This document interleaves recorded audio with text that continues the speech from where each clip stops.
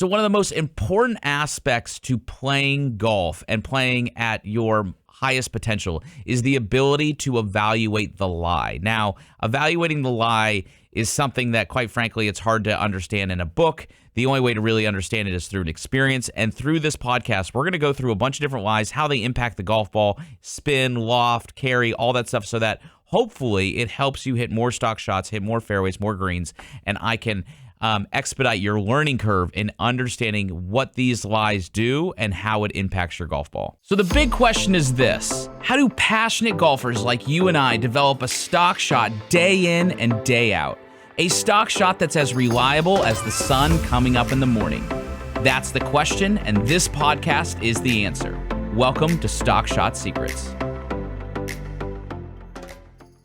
So if we go back to kind of first off and boil this down first to the framework of choosing the correct shot, just to kind of, for those that don't know this, and hopefully I'm just burning this stuff into your brain, so hopefully you guys are starting to pick up on this, is the first question that we need to do when we have any type of shot, a short game shot, a shot from the tee box, a shot from the fairway, is the first question is you ask, how is my lie?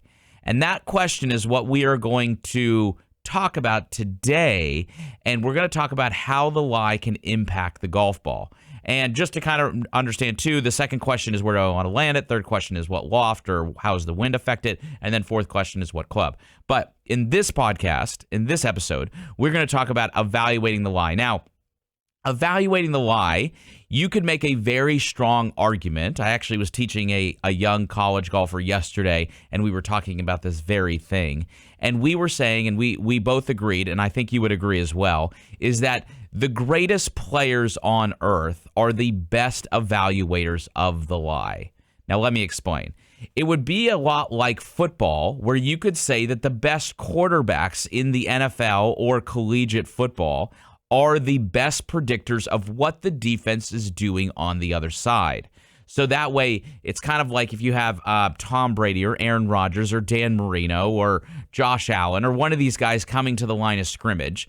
They walk up to the line of scrimmage. They look at the defense on the other side of the field, and it's like they could stop time, like those old Saved by the Bell commercials on that TV show. If any of you guys watch that, I used to love Saved by the Bell, but I still do. But they would stop time, and they would look and they would tell everyone on the stands, everybody on the TV, everybody around them, and they go, "Hey, just so everyone knows, I'm going to throw it to this guy right there in about 2 seconds. Are you ready? Okay, right?" And then they would hike the ball and they would do just that. And the reason they are able to predict that, and the reason they are able to predict where they're going to throw, is because they are evaluating what the defense is doing and what is going to happen in front of them. Now, the same thing goes for the golfer being able to step up to a golf ball when it's in the rough and saying, this is what the ball is going to do. And it's going to have a dramatic effect on the shot choice that you make. So, for example, if we were to look at this picture, right, this picture that's going to show up, you can see that the golf ball is sitting down in the rough. Like, this thing is nearly down in the rough. So when you are going through these pictures, right, and this one's super deep, you need to be asking yourself essentially 3 questions in evaluating the lie. The first question is, what is going to happen to the spin of the lie? Is it going to spin more, less, or the same? And then the second question you need to ask is, how is it going to affect the carry of the shot? Is it going to go shorter? Is it going to go longer? Or is it going to go the same? And then the third and final question is, how is it therefore going to roll out? Is it going to roll out more? Is it going to roll out less? Or is it going to roll out the same?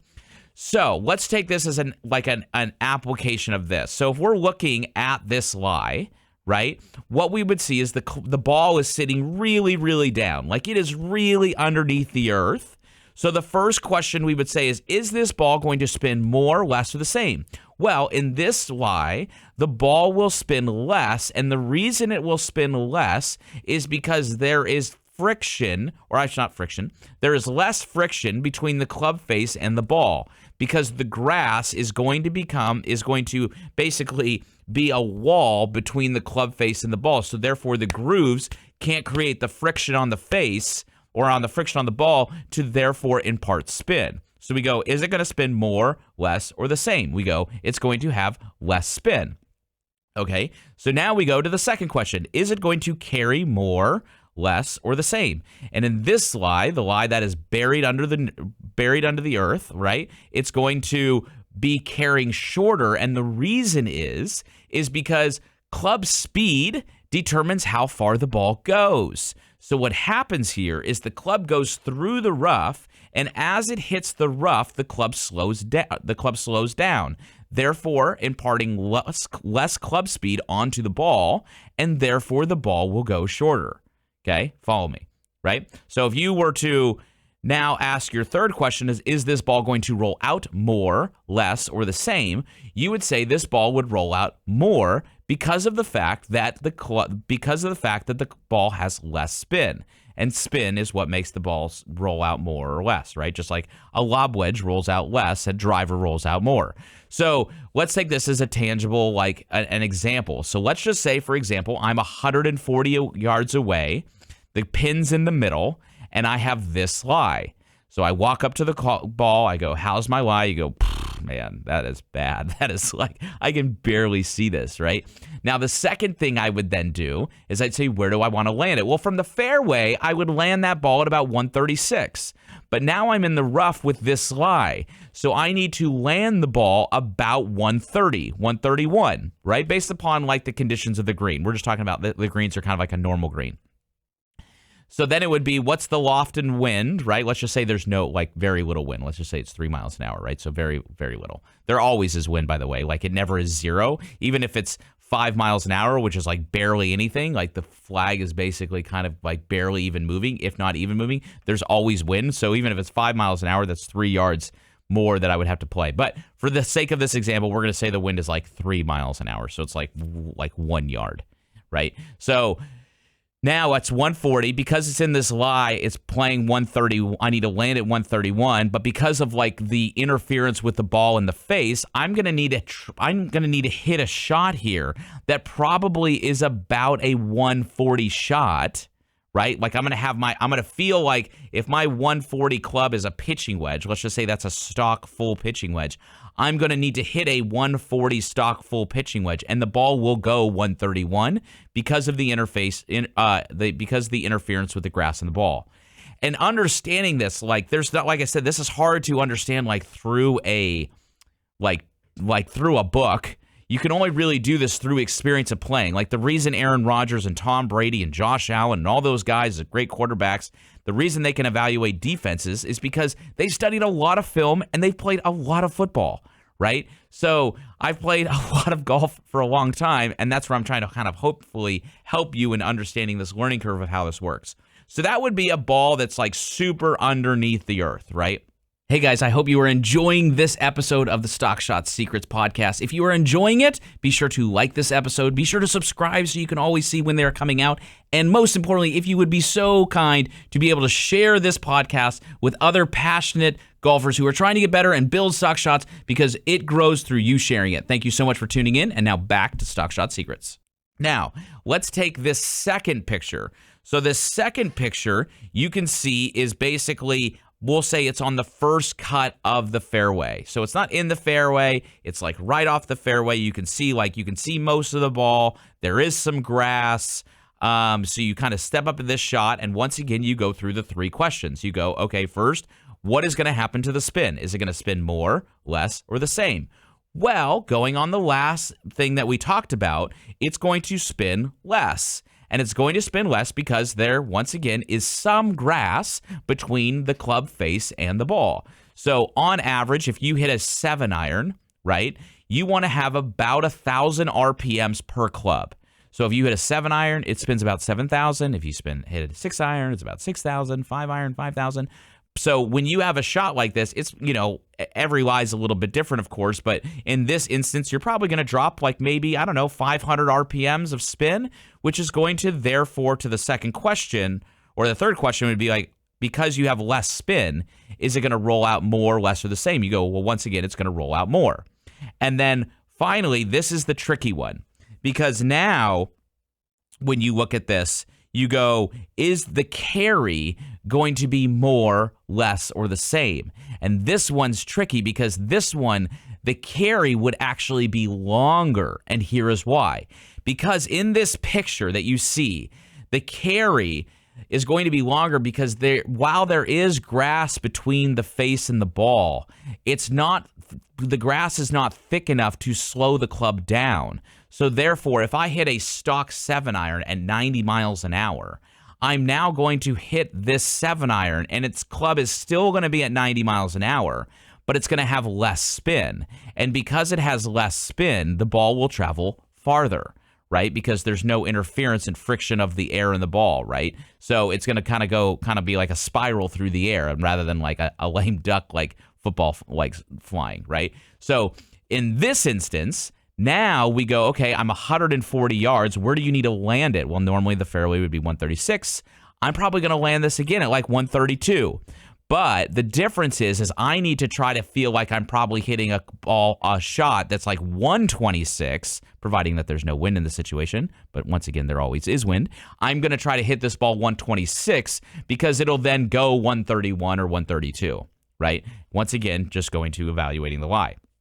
Now, let's go to the third one. So on this one, you can see that we have right here, you can see that it's like a hard pan lie. So now there is like no grass. It's firm ground. There's no interference. You kind of hit it off to the right, like you're next to the cart path, like in those spots where the carts are like driving off the path and like they've kind of taken all it out of the grass. So you walk up to the shot, you're 140 yards, and you go, how's my lie? And you go, man, well, I don't have any grass, but it's still kind of hard pan, like it's basically like hitting off of a concrete, like the cart path, right? So the question is this going to spin more, less, or the same?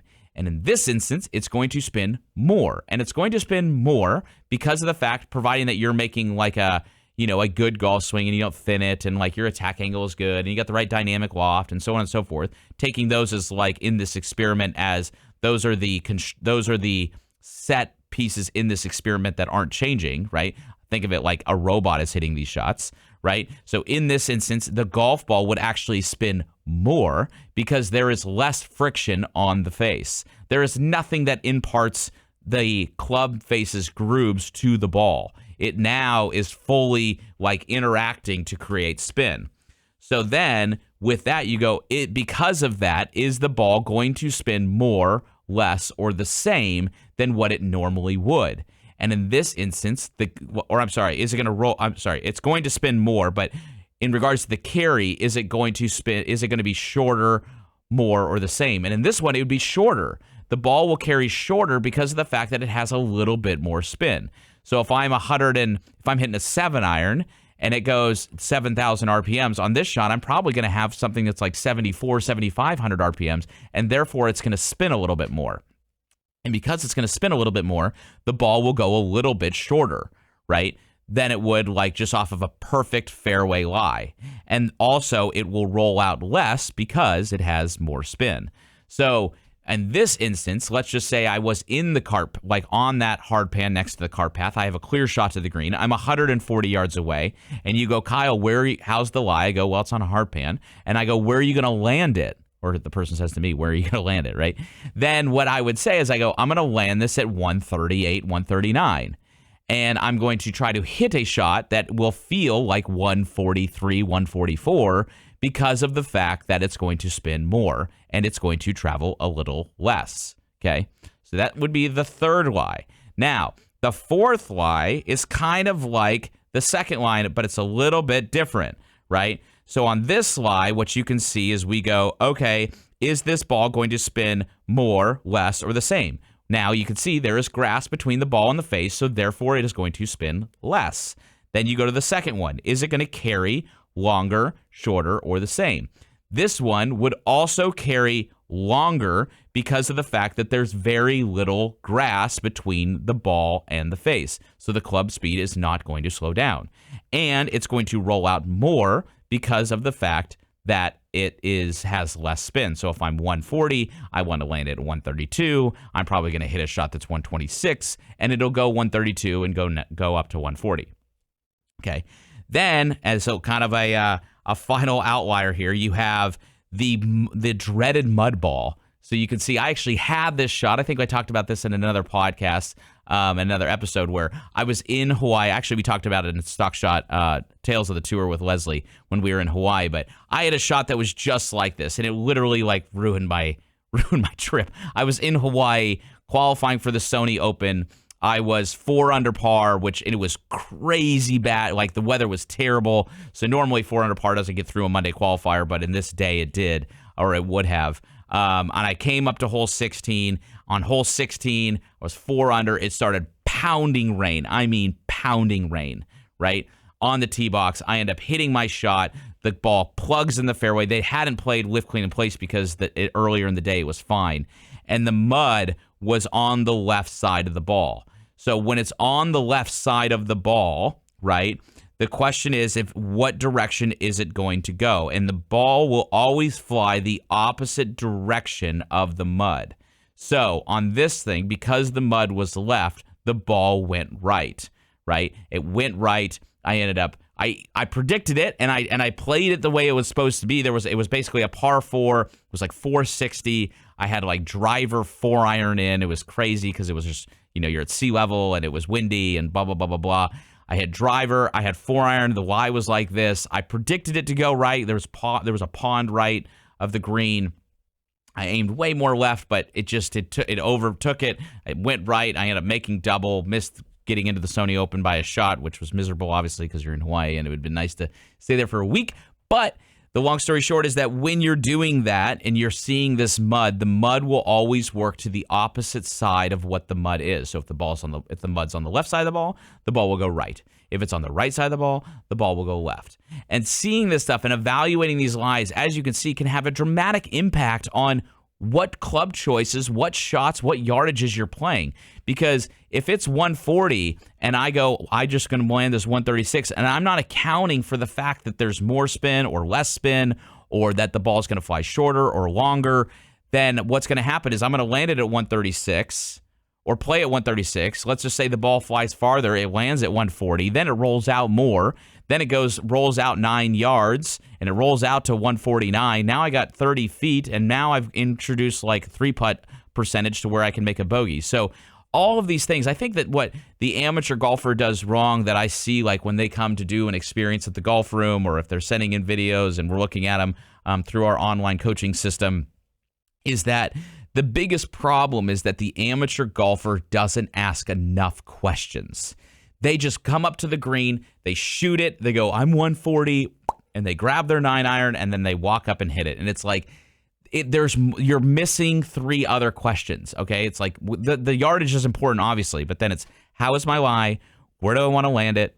What's the loft or the wind? And then what club? Lie, land, loft, wind. Lie, land, loft, club, sorry. So those 4 questions, and then this podcast really helps hopefully give you a little bit of intellect as to evaluating the lie so that you can hit some more greens. So, maybe go back and re-watch this, write it down, take some notes so that when you go out to the golf course, you can be a better predictor of the lie, and then really, really take inventory of the shot you hit, what comes off the face, and really then as you do that, you start to build this library of understanding how the ball reacts in different grasses and different lies so that you can become an expert, just like those experts are in identifying the correct defense. So thanks so much for tuning in, and we'll see you back here next time. Hey guys, thank you so much for listening to the latest episode of Stock Shot Secrets. Now, as a listener of Stock Shot Secrets, I want to make sure that you have the opportunity to get better. So if you were to go to stockshotclub.com, I'm going to give you 7 days free access where you can send us your video and we will give you personalized individual attention as to what you need to do so that you can start building stock shots. So just go to stockshotclub.com and register there. We'll give you 7 days free where you can try it. And then if we like it, you can stay inside the Stock Shot Club where we can become your coach and walk with you for your entire journey. Thank you so much. And be sure to go visit stockshotclub.com.